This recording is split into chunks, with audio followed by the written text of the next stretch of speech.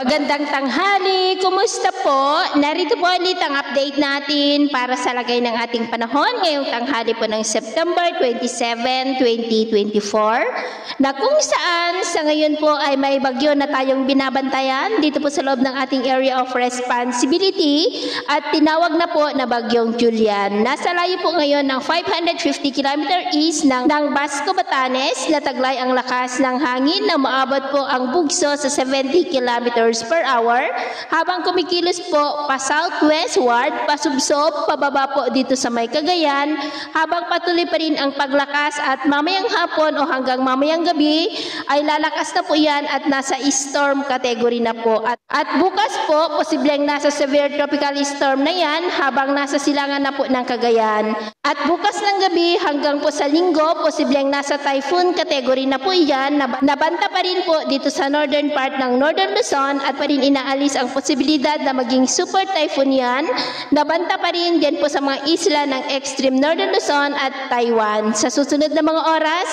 ay posible na rin po na itaas ang tropical cyclone wind signal number 1 dyan po sa mga isla ng extreme Northern Luzon at ilang bahagi po ng northern part ng Northern Luzon lalo na po dito sa may Cagayan. At ito naman ay pinapakita ng forecast model natin pong ginagamit hanggang po sa susunod na 2 linggo. At sa lagay po ng ating panahon, ngayong tanghali kahit na malayo at mahinang bagyo pa rin o tropical depression ang bagyong Julian,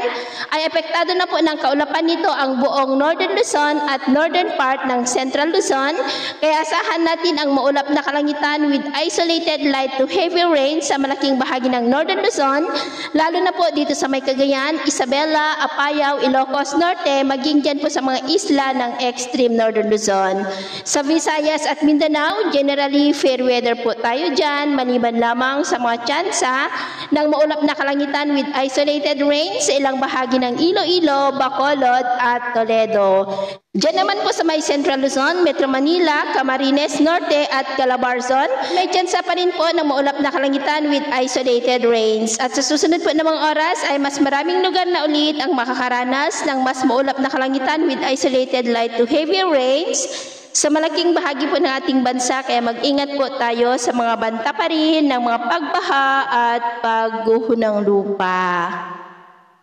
So, yun po ang latest update natin sa araw na ito. At ako po muli si James na nagsasabing sa kahit anong pagsubok po na darating sa ating buhay, huwag po tayong mawawalan ng pag-asa. Thank you and God bless.